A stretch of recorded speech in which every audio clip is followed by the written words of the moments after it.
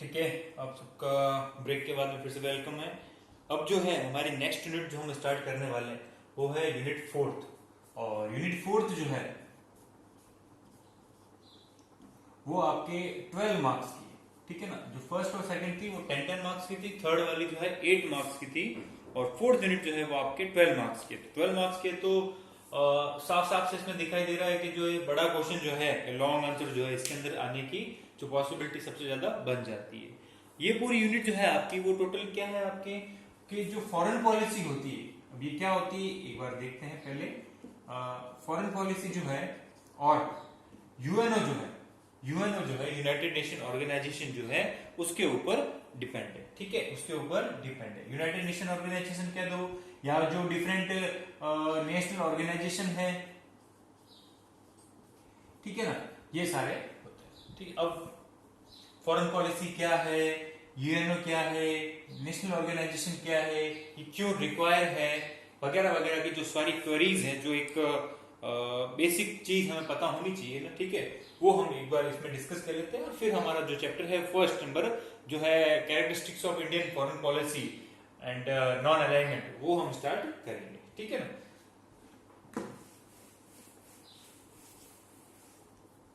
आइए, सबसे पहली बात, ये फॉरेन पॉलिसी क्या होती है।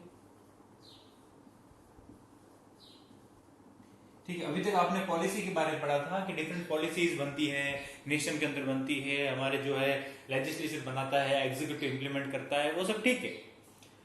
किसी भी कंट्री किसी भी कंट्री में जो गवर्नमेंट फंक्शन कर रही है, जो गवर्नमेंट वर्क कर रही है, वो क्या करती है कि आप कितना भी कुछ प्रोडक्शन इंडिया के अंदर कर लो या अपनी कंट्री में कर लो, ठीक है, कितने भी आप जो है सामान उसको जो सेल कर लो या उसको आप जो है खरीद लो, बेच लो, कितना भी प्रोडक्शन कर लो, पर उससे जो है आपकी सारी रिक्वायरमेंट या जो फाइनेंशियल जो लाइबिलिटीज है वो सारी पूरी नहीं हो पाएगी। उसके लिए आपको क्या करना पड़ेगा, डिफरेंट कंट्रीज जो है उनके साथ जो है हाथ मिलाना पड़ेगा, उनके साथ जो डिफरेंट एग्रीमेंट्स करने पड़ेंगे। क्यों करने पड़ेंगे कि भाई किसी कंट्री के अंदर जो है नेचुरली ऐसा प्रोसेस है, ज्योग्राफी ऐसी है जो आप पढ़ते हो कि नेचुरली कहीं पे कोई मिनरल, कोई मटेरियल या कुछ फैक्ट्रीज वगैरह जो है एंटिटीज वो ज्यादा होती है और कहीं पे बिल्कुल ही कम होती है। ठीक है, हमारी कंट्री में देख लो डाइवर्सिफाई है। ठीक है, जहां पे डेजर्ट है तो एक तरफ डेजर्ट नहीं है, जहां पानी है तो दूसरी तरफ पानी नहीं है, तो हर तरीके से डिफरेंट। उसी तरह डिफरेंट डिफरेंट कंट्रीज उनके पास अलग है।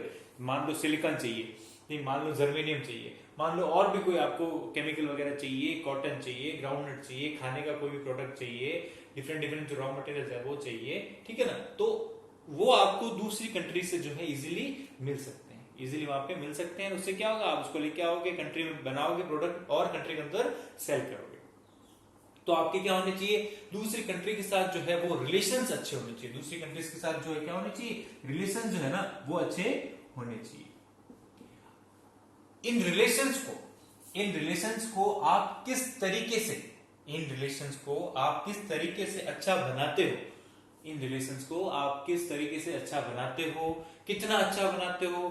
ठीक है, सिंपल बात करें तो आपकी जो फ्रेंड सर्कल है, ठीक है ना, तो उस फ्रेंड सर्कल में क्या होगा कि दो फ्रेंड्स ऐसे होंगे जो आपके बहुत क्लोज होंगे, आप उनसे सारी चीजें शेयर कर सकते हो, बातचीत कर सकते हो वगैरह, और दूसरे जो है उनसे आप थोड़ा नॉर्मली बिहेव करते हो, नॉर्मल जो रूटीन होना चाहिए वैसा। ठीक है, ये तो हो गया फ्रेंड सर्कल की बात होगी। ठीक है, अब बात आती है दूसरी, क्लास की बात करें। क्लास तो क्लास में क्या होगा, ऐसे फ्रेंड सर्कल बहुत से होंगे भाई, ये तो एक आप वाला है, दूसरा और होगा, तीसरा और होगा, तो उनकी आपके साथ मिल रही है, बन रही है, बैठ रही है, जो है कोऑर्डिनेशन सही हो रहा ना, सिंक्रोनाइजेशन सही हो ना हो, इसकी कोई गारंटी नहीं।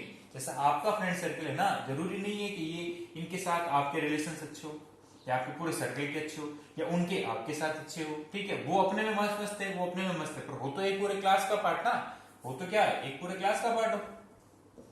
ठीक है, अब क्या होता है कि भाई, और कुछ ऐसा भी हो सकता है कि इनकी जो पॉलिसीज है वो आप लोगों को पसंद नहीं। ठीक है, आप लोगों को पसंद नहीं है तो आप इनकी और इनकी जो है ढंग से बनती नहीं। अगर लोकल लैंग्वेज में बात करें तो ढंग से बन नहीं रही है, ढंग से जो बातचीत सही नहीं हो पा रही। ठीक है, ये तो चलो एक सिचुएशन। अब मान लो कभी ऐसी कंडीशन आ जाती है कि भाई आपको क्या होगी, उनकी जरूरत पड़ गई, ऐसे कोई प्रोजेक्ट बना रहे हो या ऐसा कोई वर्क कर रहे हो स्कूल्स के अंदर या कहीं भी, उनकी जरूरत पड़ गई, तब आप क्या करोगे, हाथ बढ़ाओगे किसका, फ्रेंडशिप का, तो अपने एक या दो को या सभी लोग आ जाकर उनके साथ कहोगे यार देखो ऐसी ऐसी कंडीशन है, ठीक है ना। अब ऐसा बोलोगे नहीं तुम्हारी हमारी दुश्मनी है, वो तो सब माइंड में होती है, वो बाहर तो होती नहीं तलवार खिंच जाएगी, ऐसा कभी नहीं होता है कि दुश्मनी होगी, वो साफ साफ हम कहते हैं, कभी कहते हैं क्या, कभी नहीं कहते, ठीक है। आप उनके साथ रिक्वेस्ट करो कि भैया ऐसा ऐसा है, ऐसा कर सकते हो क्या, उनको भी पता है कि इनकी जरूरत है, तुम्हें भी पता है उनकी जरूरत है, तो आपस में मिल बैठ के सारी बातें करते हो। तो वो बातें किस तरीके से करते हो, किस पॉजिटिविटी से करते हो, वो कहलाती है आपकी डिप्लोमेसी। वो क्या कहलाती है आपकी डिप्लोमेसी, हिंदी में जिसको कहते हैं कूटनीति, ठीक है। किस तरह से बात करते हो, किस तरह से प्रेजेंट करते हो, किस तरह से आप क्या क्या कंडीशन है सेटिस्फाइड करवा लेते हो ताकि इस ग्रुप की जो है आपस में बन जाए और जो प्रोडक्ट चाहिए या जो भी आपकी रिक्वायरमेंट हो फुलफिल हो जाए, ठीक है।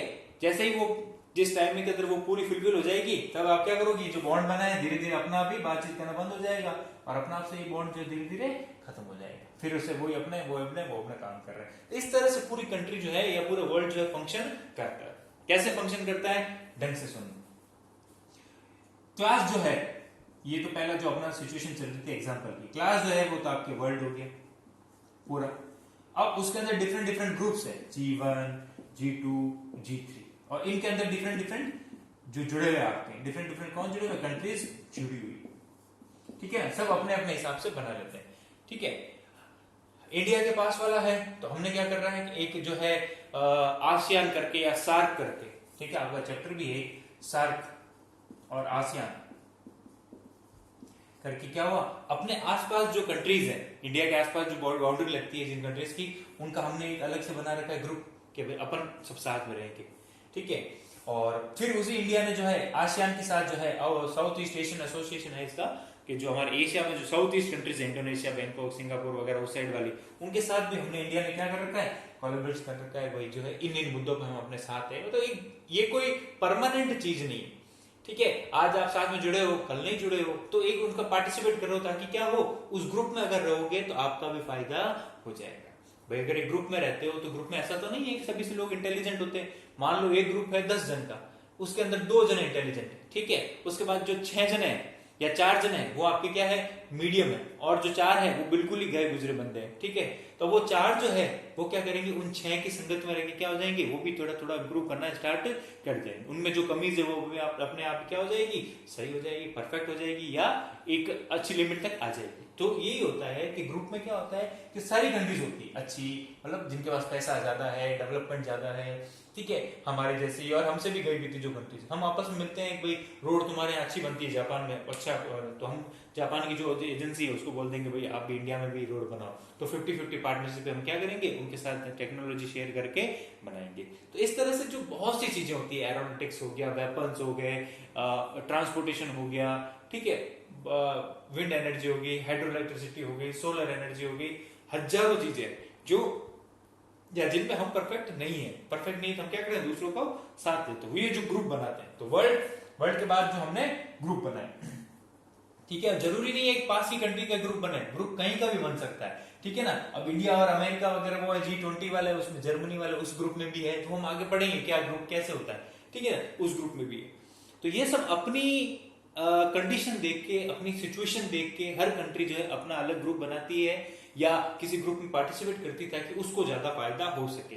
उसके बीच में सब चीजें ध्यान रखनी पड़ती है, ठीक है। जैसे कि लेमन लैंग्वेज में, आम भाषा में कहूँ तो कि भाई जब हम ग्रुप बनाते देखते हैं उस ग्रुप में कौन कौन ढंग की है, 2 टीम ही ले लो ना, उस टीम में कौन कौन ढंग का है, अच्छा वो ढंग का है, अपनी टीम में ये ढंग का है, ठीक है, उसकी ये कमी है या उसके वो पॉजिटिव है, अपने वाले का ये है, तो हम स्ट्रेटेजी बनाते हैं। वो जो स्ट्रेटेजी वगैरह है, स्ट्रेटेजी वो चीज कहलाती है डिप्लोमेसी, वो चीज कहलाती है आपकी डिप्लोमेसी, स्ट्रेटेजी, किस तरह से आप मूव करते हो, ठीक है। और इन सब में योगदान किसका होता है, जो पॉलिटिकल पार्टी है, जो रूल कर रही है, जो गवर्नमेंट है वो, प्लस जो हमारी ब्यूरोक्रेसी है, जो सीनियर IFS वगैरह, इंडियन फॉरेन सर्विसेज वाले हैं, और जो IAS वगैरह है, ये सारे स्ट्रेटेजीज वगैरह प्रिपेयर करते हैं और इंडिया को इस तरह प्रेजेंट करते हैं, हम इस तरह प्रेजेंट करवाते हैं कि भाई हमारा ज्यादा से ज्यादा फायदा हो। दूसरी कंट्रीज भी वही चाहती है, उनको हमसे क्या लेना है, उनको भी फायदा लेना है। ये जो पूरी चीज होती है ये कहलाती है आपके फॉरेन पॉलिसी। और जो रिलेशन आप रखते हो, किस तरह के, कितने लिमिटेड रखने हैं, कहां से कितना प्रोडक्शन लेना है, एक्सपोर्ट इंपोर्ट वगैरह हर चीज, वो कहलाती है आपके फॉरेन रिलेशन। तो फॉरेन रिलेशन, फॉरेन पॉलिसी क्या चीज होती है, मुझे लग रहा है अब आपको समझ में आ गया होगा, ठीक है ना। तो ये जस्ट इंट्रोडक्शन था पूरा फॉरेन पॉलिसी को या फॉरेन रिलेशन को, ठीक है, उस हिसाब से। अब हम इंडिया में रहते हैं तो हम इंडिया के पर्सपेक्टिव से देखेंगे कि इंडिया के रिलेशन कहाँ से हैं, कैसे हैं, किसके साथ अच्छे हैं, बुरे हैं, जो भी, या हम क्या कोशिश कर रहे हैं, क्यों कर रहे हैं, वगैरह वगैरह। और हम सबसे पहले ये देखेंगे कि इंडियन रिलेशन जो है, ये फॉरेन पॉलिसी जो है, ये बनने कहाँ से स्टार्ट है, इसकी हिस्ट्री क्या है। तो हम फ्री कब हुए थे 1947, तो 1947 से लेके आज चल रहा है 2020 तक किस तरह से हमारी फॉरेन पॉलिसी जो है चेंज हुई है। चेंज कैसे होती है? चेंज इसलिए होती है कि कोई गवर्नमेंट जो है नहीं आती, नई गवर्नमेंट आती है तो उसकी अलग थिंकिंग होती है, वो किसी कंट्री के साथ अच्छा रखना चाहता है, किसी के साथ नहीं रखना चाहता है। बीच में फिर हमारे दुश्मन कौन है? दुश्मन कौन है कि जो हमारे साथ जो गलत बिहेव कर रहे हैं, चाहे तो फिर हमारा पाकिस्तान हो जाए या चाइना हो जाए, या इस तरह से किस तरह से जो चीज हमें बुरी लग रही है, वही पाकिस्तान जो है गलत कर रहा है, चाइना गलत कर रहा है, हो सकता है वो उनकी तरफ से सही हो। भैया आप उस तरफ से देखो ना, अगर हम कह रहे हैं कि पाकिस्तान गलत है, चाइना गलत है, तो चाइना ये बोल रहा होगा कि इंडिया गलत है, पाकिस्तान ये बोल रहा होगा इंडिया तो बिल्कुल ही गलत है, चाइना ये है, अमेरिका वो है। तो सबकी थिंकिंग जो है वो अलग होती है, हर अपनी फॉरेन पॉलिसी के पर्सपेक्टिव में सोच अलग होती है। आपकी भी अलग है, मेरी भी अलग है, ठीक है ना। हर अपने हिसाब से आदमी सोचता है और उसके आगे मूव करता है, ठीक है ना। ये सब कुछ चीजें आती है फॉरेन पॉलिसी में, फॉरेन रिलेशन, और ये वेरी क्यों करती है, ये परमानेंट कभी नहीं होती है। परमानेंट क्यों नहीं होती है? सबसे पहले तो फैक्टर आ जाता है कौन सा, कि भाई आपके प्रेजेंट गवर्नमेंट कौन सी है, प्रेजेंट गवर्नमेंट कौन सी है। उसके बाद कि उस गवर्नमेंट की क्या पॉलिसी है, ठीक है, प्रेजेंट गवर्नमेंट कौन सी है, पहली बात तो। उसके बाद में वो क्या चाहता है, फ्रेंडशिप चाहता है या लड़ाई झगड़ा ही चाहता है या एक्स्ट्रा एक्स्ट्रा। प्लस वो गवर्नमेंट जो है मेजोरिटी की गवर्नमेंट है या कोalition की गवर्नमेंट है। अगर मेजोरिटी की गवर्नमेंट है तो उसको जो है किसी की सुननी नहीं पड़ेगी, वो अपने जो आइडियाज है उसके हिसाब से मूव करेगा। पर अगर कोalition की गवर्नमेंट है तो उस गवर्नमेंट को बेचारा वो सबकी बातें सुननी पड़ेगी। सबकी बातें सुनने में क्या होता है, अब इसमें भी दो चीज आ जाती है। सबकी बातें में क्या होता है कि एक बार तो लोग मान जाते हैं चलो ठीक है, दूसरी बार लोग बोलते नहीं नहीं नहीं नहीं, ऐसे कैसे, आप अमेरिका से कैसे खरीद सकते हो, अमेरिका बहुत बुरी कंट्री है, ये है। तो सबका सोच जो है अलग है। फिर उसको मनाओ या तो कि नहीं नहीं अरे हमने तो क्या अपना फायदा देखो ना, बाकी चीज छोड़ो, हर चीज से वो नहीं माने तो फिर जो हम कंडीशंस जो प्रिपेयर कर रहे हैं उसके अंदर भी उसके हिसाब से चले। तो ये सब बहुत टेक्निकलिटीज में चलता है। तो ये कहा जाता है कि अगर गवर्नमेंट की फॉरेन पॉलिसी या किसी कंट्री की फॉरेन पॉलिसी तब ही स्ट्रांग होगी जब उसके बाद जो गवर्नमेंट फंक्शन कर रही है वो मेजोरिटी गवर्नमेंट हो, और वो गवर्नमेंट का जो विजन हो वो एकदम परफेक्ट हो, वो एकदम सही हो, एकदम डायरेक्ट हो, ठीक है ना, उसमें कोई डाउट नहीं होना चाहिए। तभी किसी भी कंट्री की पॉलिसी जो है या रिलेशन जो है वो अच्छे बन पाएंगे आगे तक भी, ठीक है ना। और डेमोक्रेटिक कंट्रीज वगैरह जो है इनके अंदर ये सारी चीजें जो है चेंज, हमारी भी कंट्री डेमोक्रेटिक कंट्री चेंज होती रहती है। क्यों होती रहती है? क्योंकि हमारे यहाँ पे गवर्नमेंट जो है वो बार बार या 5 साल 10 साल में चेंज होती रहती है, ठीक है। चाइना वगैरह जो कंट्रीज है उनके अंदर पता है एक कम्युनिस्ट गवर्नमेंट चल रही है, 50 साल हो गए, 70 साल हो गए, कोई दिक्कत वाली बात नहीं, उनकी एक ही स्ट्रेटेजी है, करो करो। और ऐसे भी हमारे लीडर्स हैं वर्ल्ड में, जैसे नॉर्थ कोरिया के वो किंग जोंग उन है, वो अपने हिसाब से चलता है, डिक्टेटर है वो, बस वो किसी की सुनता ही नहीं। उसके जो फादर थे या ग्रैंडफादर थे वो सब अपने हिसाब से चलते थे, तो उनकी फॉरेन पॉलिसी अलग होगी। तो हर कंट्री की फॉरेन पॉलिसी अलग होती है, पूरी कंडीशन के हिसाब से, उनको क्या बेनिफिट चाहिए उसके हिसाब से ही बनाई भैया, डिजॉल्व या जो भी होती है वो होती है, ठीक है ना। हमें पढ़ना है इंडिया के बारे में, इंडिया की फॉरेन पॉलिसी कैसी है, कहां से बनी, इसके बेसिक एलिमेंट क्या है। बेसिक एलिमेंट मतलब कि जब 47 के अंदर जब ये बनी थी हमने, तो हमने क्या सोच के जो है क्या स्टेप्स लिए थे, हमें क्या चाहते थे, हम क्या चाहते हैं, आज भी हम क्या चाहते हैं, वगैरह वगैरह जो है वो चीजें मोटा मोटे रूप से जो है वो फिक्स ही रहती है फॉरेन पॉलिसी, कि हमारा एम ये है, ठीक है। अगर अब कोई बंदा कहेगा मैं जो है नॉन वायलेंट फॉर्म में मूव करना चाहता हूँ तो वो नॉन वायलेंट ही रहेगा, पर उसके अंदर क्या है, जैसे जैसे सरकारें चेंज होती रहेगी कुछ कुछ चेंजेस आते रहेंगे। क्रक्स जो है वो तो मेन वही रहेगा कि हम शांति चाहते हैं। तो इंडिया 47 में भी सभी से शांति चाहता था और 2020 में भी सभी से शांति ही चाहता है। तो ये एक जो मेन पॉइंट है वो पिलर जो है वो फिक्स है। अब शांति चाहने के जो तरीके हैं वो अलग अलग है। पहले जो गवर्नमेंट थी वो इतना ज्यादा अटैक नहीं करती थी, उनको लगता था अटैक करने से या कुछ भी चीज रिएक्शन करने से जो है प्रॉब्लम हो सकती है, वायलेंस हो सकती है, तो हम जो वो नॉन वायलेंस का है वो लेके पकड़ के बैठ गए थे। पर अभी जो प्रेजेंट गवर्नमेंट आई है, मेजोरिटी भी, सबसे बड़ी बात तो ये है कि उनके पास मेजोरिटी है। दूसरी बात उनके जो लीडर्स है उनको ये लगता है कि नहीं ऐसा क्या है, नॉन वायलेंस को पकड़ के थोड़ी बैठेंगे, थोड़ी वायलेंस तो करनी पड़ेगी, अगले को जो है सिखाना पड़ेगा। तो इन्होंने जो है काउंटर स्ट्राइक वगैरह या जो सर्जिकल स्ट्राइक वगैरह XYZ चीजें की। तो ये सारी चीजें छोटी मोटी चेंज होती रहती है, पर मेन मकसद तो क्या है, नॉन वायलेंट रहना, म्यूचुअल नॉन एग्रेशन है। ये आगे हम पढ़ेंगे किस हिसाब से। तो ये सारी चीजें फिक्स रहती है, ठीक है ना। इस हिसाब से आपकी फॉरेन पॉलिसी है और ये इसका पूरा इंट्रोडक्शन है जो बुक में नहीं लिखा हुआ, ठीक है ना। तो ये आप जो है कहीं पे लिखते हुए जाना, या सुनते रहना, वीडियोस अवेलेबल रहती है, ठीक है। जो अभी हॉलीडेज हुई थी उसके अंदर मैंने ये देखा, सीखा किसी से, तो किसी ने मुझे बताया कि सर ऐसा है कि अगर हम टीचर जो है वो अगर खुद भी दिखाई देता है वीडियो के अंदर, तो क्या होता है उसके एक्सप्रेशन जो है उससे भी जो है स्टूडेंट जो है वो उनको ज्यादा समझ में आता है, ठीक है ना। तो अब एक्सप्रेशन के लिए है मेरे पास व्यवस्था है, ठीक है ना। इसका जो ये ट्राइपॉड आता है इसको थोड़ा बड़ा कर दिया जाए, और इस बोर्ड को ये मैंने देखा था कल आके शाम को यहाँ पे लगाऊं तो लग सकता है, उसमें ज्यादा कुछ नहीं होगा, मेरी शक्ल देखेगी तो उससे कोई फायदा होने वाला नहीं है। आप मेरी शक्ल देख करोगे क्या, अपन तो अपना पुराना वाला ही चेयर जो है कंटिन्यू रखते हैं, ठीक है ना।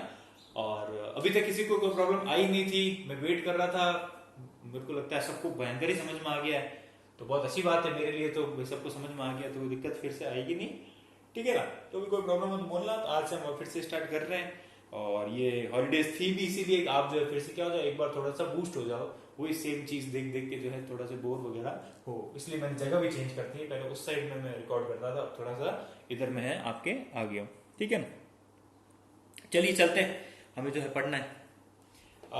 पेज नंबर रहेगा आपका कौन सा, 249। पेज नंबर 249 पे यूनिट 4 दे रखा है, उसका जो फर्स्ट चैप्टर है वो हम स्टार्ट कर रहे हैं, ठीक है ना। चैप्टर का नाम है characteristics of Indian foreign policy, मतलब इंडियन फॉरेन पॉलिसी की क्या विशेषता है, क्या स्पेशलिटीज है, plus non alignment. Non alignment वगैरह क्या है वो हम देखेंगे अभी, पहले अगर एक स्टेप पूरा करते हैं उसके बाद जो है आगे चलते हैं। नॉन अलाइनमेंट मेरे हिसाब से पीछे आ रहा है अभी, ठीक है ना, जस्ट इसके पीछे ही मैं बता दूंगा। The foreign policy of India started taking its shape before independence, ठीक है। इंडिपेंडेंस से पहले जो है, जैसे हमें पता चल गया था कि जो हम फ्री होने वाले ही हैं, तो उससे पहले ही जो है गवर्नमेंट जो थी, कांग्रेस गवर्नमेंट वगैरह जो थी, वो पहले ही ट्राई करने लगे थे किस हिसाब से हमें किधर जाना है, किस ग्रुप में रहना है वगैरह वगैरह। The resolution of free foreign policy, Pandit Nehru, अच्छा इसमें आप थोड़ा करेक्शन कर लो, उस बुक में सही दे रखा होगा वैसे 12th वाली में, फिर भी आप इसमें करेक्शन कर लो। The resolution of free foreign policy was taken by Pandit Nehru, was taken by, ये ऐड कर लो पॉलिसी के बाद में, was taken by Pandit Nehru. उसके बाद में वॉज बिफोर अस जो है ना उसको आप क्रॉस कर दो, ये 3 जो है वर्ड हटा दो, और उसके आगे लिख दो नेहरू के बाद में, and he provided it a shape, and he provided it a shape, shape मतलब कि जो दिशा जो होता है SHAPE शेप, ठीक है। ये थोड़ा सा इसमें करेक्शन कर लेना, थोड़ा सा मिस्टेक से।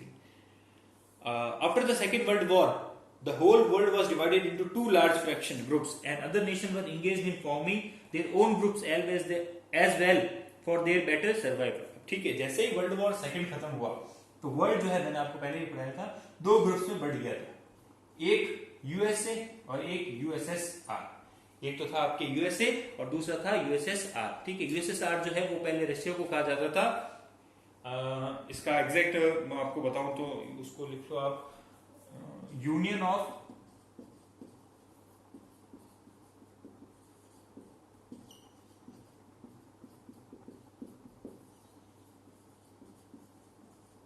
ठीक है।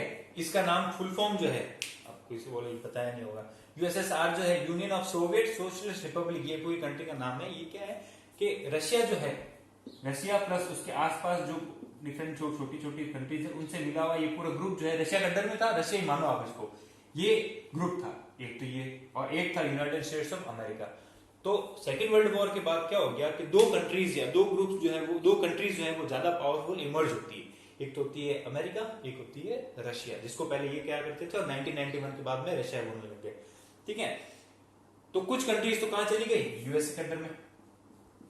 यूएसए क्या है आपके, कैपिटलिस्ट है, जो आपका पैसा इकोनॉमी जो है इसको ज्यादा महत्व देता है। तो जो यूरोपियन कंट्रीज थी, इंग्लैंड वगैरह, जो बड़ी जर्मनी वगैरह जो भी है, वो यूएसएसआर चली गई। बाकी जो वर्ल्ड में कुछ कंट्रीज रही थी वो यूएसएसआर के साथ आ गई थी। यूएसएसआर क्या है, सोवियत, मतलब कि आपके जो है एक अलग नेशन है जहां पे जो है सोशलिज्म को ज्यादा माना जाता है, जहां पे किसको माना जाता है, सोशलिज्म को ज्यादा माना जाता है। तो बहुत सी कंट्रीज जो है वर्ल्ड में, बहुत सी कंट्रीज है 190 प्लस कंट्रीज, तो कुछ कंट्रीज जो है इसके साइड में आ गई। ये तो थे 2 बड़े ग्रुप, एक अमेरिका वाला, एक रशिया वाला, जिनको इनकी आइडियोलॉजी सही लगी वो इनकी तरफ हो गए, बाकी इनकी तरफ, ठीक है। फिर भी कुछ कंट्रीज ऐसी बच गई थी जो कहीं पे भी नहीं गई, जिनको ये लगता था कि इधर जाना भी ठीक नहीं है, मतलब इनकी जो पॉलिसीज है उनको मानना भी पूरा ठीक नहीं है और इनको भी पूरा मानना ठीक नहीं है। हमें क्या करना चाहिए, अपना एक अलग से ग्रुप बनाना चाहिए, ठीक है। और उस ग्रुप, ढंग से सुनना, उस ग्रुप में कौन कौन रही, उस ग्रुप में मेजरली सभी नहीं, मेजरली वो कंट्रीज रही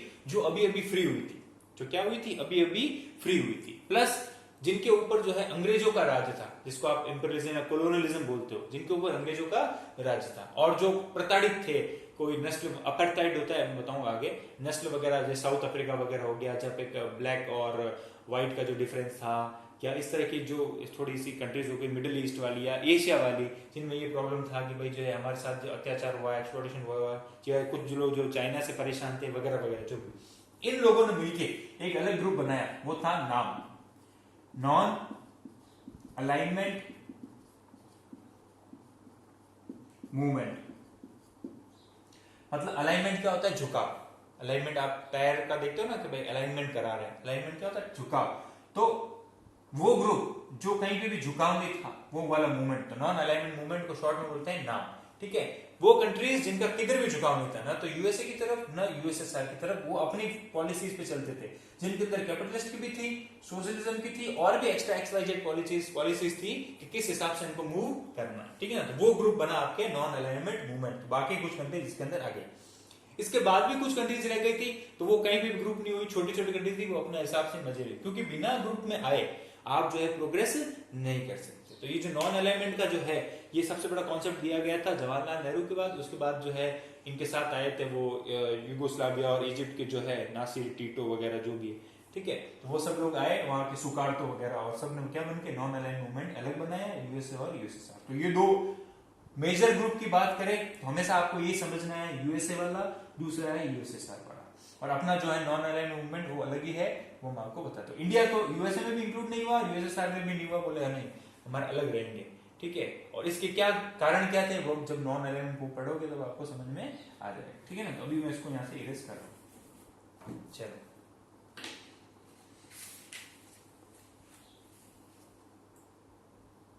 but India followed a somewhat different policy in this regard, ठीक है। इंडिया जो है किसी में जुड़ा नहीं और इसमें अलग ही रहा।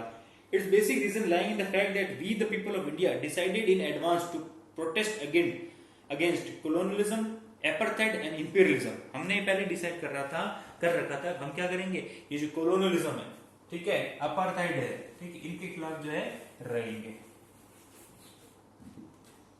कोलोनियलिज्म क्या होता है,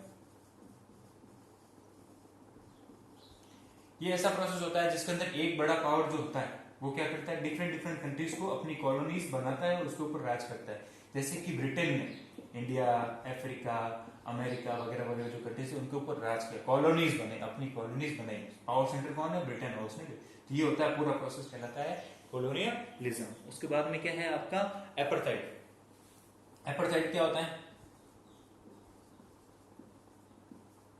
ये जो रंग भेद की नीति होती है, ठीक है ना, ब्लैक और व्हाइट की, कलर के बेसिस पे, रेस के बेसिस पे जो आपका ये डिफरेंशिएशन होता है, ठीक है। जैसे कि इंग्लैंड वाला है जो आपके अमेरिका में गए, सॉरी अफ्रीका में गए या ऑस्ट्रेलिया में गए या और भी डिफरेंट कंट्रीज में गए, वहां उन्होंने कलर का, या इंडिया में आए तो वहां कलर के बेसिस पे जो डिफरेंशिएशन हुआ, इनको कम पैसे देने, इनको कम नौकरी देनी, इनको कम पोस्ट देनी वगैरह वगैरह, ये कहलाता है रंग भेद की जो नीति है, एपार्थाइड मूवमेंट जो अफ्रीका में चला था।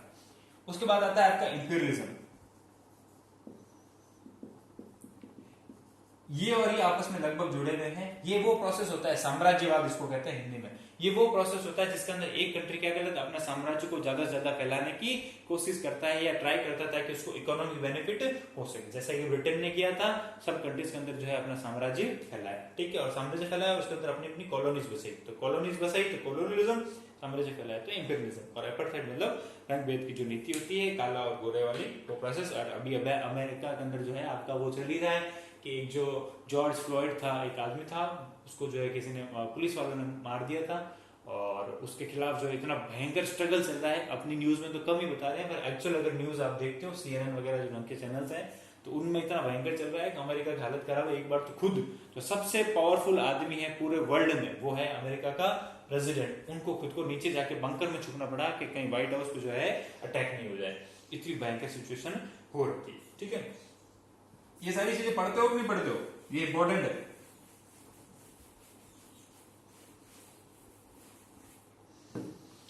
चलिए the structure of foreign policy of India that our country prepared at the time has the following characteristic. ठीक है, उस वक्त या उस टाइम के बाद में जो हमने प्रिपेयर किया है, हमारा जो स्ट्रक्चर वगैरह वो किस तरह का है, वो किस उसमें क्या क्या चीजें आती है, क्या क्या फीचर्स आते हैं, वो सब हम जब देखने वाले हैं। अब आगे सबसे पहले क्या आता है, पॉलिसी ऑफ पीसफुल को एग्जिस्टेंस। पॉलिसी ऑफ पीसफुल को एग्जिस्टेंस, तो आप इसको ये मान सकते हो कि इंडिया की सबसे बड़ी पॉलिसी ये रही थी, जब हमारे ये फॉरेन पॉलिसी का ही पार्ट है। पहला हम क्या करेंगे, पीसफुल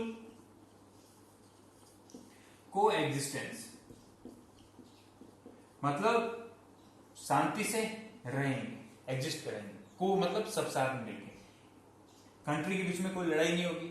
आप रह रहे हो, आप अच्छी बात है, हम रह रहे हैं, हम हमारा मामला देखेंगे, आप अपना मामला देखो, कोई भी किसी के बीच में जो है इंटरफेयर नहीं करेगा। ठीक है, और वो होता है ना जियो और जीने दो वाला कॉन्सेप्ट, बस ये वही कॉन्सेप्ट है। शांति से हम रहेंगे, आराम से रहेंगे, कोई किसी के वो नहीं करेगा। जिसको कोई चीज चाहिए तो एक्सपोर्ट इंपोर्ट व्यापार वगैरह कर सकता है। तो इंडिया ने ये माना हम जो है इस पॉलिसी को फॉलो करेंगे, या अपनी फॉरेन पॉलिसी के अंदर ये पहला पॉइंट रखेंगे, हम जो है आराम से रहना चाहते हैं, हमें किसी से कोई खास मतलब नहीं है, सब जो है भाई भाई मिल के रहो, वो वाला कॉन्सेप्ट पे इंडिया चलता था या चलने की उसने सोची। ठीक है, जब अपनी फॉरेन पॉलिसी बनाई जा रही थी तब कौन बना रहे थे, नेहरू जी बना रहे थे तब। The foreign policy of India has always followed the path of peaceful को एग्जिस्टेंस। ठीक है, और आज भी हम यही कोशिश करते हैं, हम आराम से रहें। ठीक है, दूसरों को परेशान न करें और दूसरे भी हमें परेशान न करें। There are various historical evidence to prove that the fact that humanity has always been crushed by wars। ठीक है, और ये लिखा है, ऐसा बहुत से इंसिडेंट है जिसमें देखा गया है कि लड़ाई जो है वो मानवता ह्यूमैनिटी को जो है कहीं ना कहीं बर्बाद कर देती है, कहीं ना कहीं कुचल देती है। ठीक है ना, इसलिए इंडिया चाहता था कि कहीं आगे विश्व में जो है सेकेंड वर्ल्ड वॉर के बाद स्पेसिफिकली कहीं और लड़ाई वगैरह नहीं हो और सब आराम से रहे, किससे कोई लेना देना, आराम से इंजॉय करते रहे। ठीक है ना, ये इंडिया का मानना था। According to K.M. Panikkar, India is worried because it doesn't want to face any war that might put its progress in danger as well as mankind too as a whole. On the basis of the above mentioned idea, we have decided to play our roles in the world। ठीक है, और इस basis पे हमने ये कोशिश की हम जो है किसी प्रॉब्लम में नहीं फंस जाए, और कोई अभी तो फ्री हुआ है, इतना कर्जा है, इतनी प्रॉब्लम्स है कंट्री के अंदर, कहाँ बाहर लड़ाई वड़ाई में उलझेंगे। तो हमने कहा हम आराम से रहेंगे, किसी को कोई डिस्टर्ब नहीं करेंगे। और इसी भी जो हमारे डिफरेंट वर्ल्ड के अंदर भी मुद्दे हुए, तो हमने भी ज्यादा किसी को इन्वॉल्वमेंट अपनी नहीं रखी, हमने भी ज्यादा इन्वॉल्वमेंट नहीं रखा। ठीक है, कौन से मुद्दे हुए, इसमें शायद एक लाइन मिसिंग है। ठीक है ना, तो उस बुक में आप देख लेना। Suez canal controversy, Arab Israel war, Sindhu water agreement, Indo Pak war, Indo China war, इस तरह की चीजें हुई। ठीक है, इंडिया नहीं चाहता था ये सारी चीजें, फिर भी हुई। ठीक है, ऊपर के दो जो तीन है सुएज कैनाल वगैरह, वहां पर तो इंडिया का इंटरफेयर नहीं था, पर इंडिया पाकिस्तान, इंडिया चाइना के जो वॉर हुए वो जबरदस्ती हम पे थोपे गए थे, इंडिया को इससे कोई लेना देना नहीं था। ठीक है, चाइना ने अपने अलग इश्यूज थे उस पर अटैक कर दिया, और पाकिस्तान का तो आपको पता ही अलग कर दिया। ठीक है ना, तो ये इश्यू और चाइना के साथ तो अभी भी चल रहा है और पाकिस्तान के अभी भी चल रहा है। We kept on surviving on the policy। हाँ, ये सारे जो इश्यूज हैं वो आपके कहीं पे भी एग्जाम में नहीं पूछे जाते हैं, पहली बार तो। ठीक है, और फिर भी अगर कहीं पूछे जाते हैं या अगर पीछे क्वेश्चन आंसर में होता है, मैंने देखे नहीं है, या आपको लगता है ऐसा होगा, तो जब रेगुलर क्लास होगी तो मैं आपको मैप से ढंग से समझा पाऊंगा। अभी जो है इसको करते हैं आगे। We kept on surviving on the policy of maintaining peace and progress during Indo-Pak War, and the outcome of this created Bangladesh in 1971-72। ठीक है, 65 का जब वॉर हो रहा था तब भी हमने यही कहा कि शांति हो। हमने पाकिस्तान के, आप मानोगे नहीं कि कराची तक जो है पहुंच गए थे, लाहौर तक हम पहुंच गए थे, इतनी हमारी सेनाएं जो पाकिस्तान के अंदर घुस गई थी, फिर भी जो है हमने कहा रहने दो रे, कोई मतलब नहीं, वापस आ जाओ। हमने शांति कर दी, वापस आ गए। उस वक्त हम चाहते तो पाकिस्तान का पूरा एरिया घेर सकते थे, अपने साइड में कर सकते थे, पर हमने कहा नहीं, हमें कुछ इस मामलों में नहीं पड़ना है। फिर भी छोड़ा, फिर भी क्या हुआ, 71 में और वॉर हुआ। फिर क्या हुआ, फिर उस वक्त इंदिरा गांधी जी की गवर्नमेंट थी, तो उन्होंने क्या किया, फिर लड़ाई हुई, सब भयंकर हुई, और बांग्लादेश को फिर आजाद करवाया और बांग्लादेश अलग करवाया। तो ये सारी चीजें इंडिया नहीं चाहता था, फिर भी उसके सामने फेस करनी पड़ी। Peace and coexistence, two characteristics of Indian culture are based on the principle of live and let live. ठीक है, ये आगे जियो और जीने दो, and provide a new and definite direction with great precision to India's internal and foreign policy। ठीक है, और ये जो मूल मंत्र है, ये जो मंत्र है वो हमें प्रोवाइड करवाता है, इंडिया के इंटरनल में स्टेबिलिटी रहती है, पीसफुल रहता है, और हमारी जो फॉरेन पॉलिसी है वो भी स्टेटिक रहती है, स्टेबल रहती है, सभी के साथ हमारे अच्छे रिलेशन रहते हैं। क्यों रहते हैं, क्योंकि हम ये पॉलिसी मानते हैं जहां पे हम ये चाहते हैं कि सब लोग शांति से रहे, आराम से रहे, साथ में मिलकर रहे, वसुधैव कुटुंबकम वाली जो है वो नीति अपनाई जाए, ठीक है ना। ये है बात आपकी इसकी। उसके बाद आता है एंटी कॉलोनियलिज्म एंड इंपीरियलिज्म। मैंने समझा दिया है, इंडिया जो है कॉलोनियलिज्म जो है ना, तो खुद चाहता है हम दूसरी कंट्रीज पे जो है अब क्या करें, उसको अपने अंडर में लेके आ जाए, या ऐसी और कोई कंट्री कर रहा है उसको भी हम मना करेंगे, आप अब किसी को गुलाम वगैरह नहीं बना सकते, ठीक है। तो ये चाहता है। India has faced bad impact of colonialism and imperialism after the world war second. India protested against it. We protested against imperialism at large.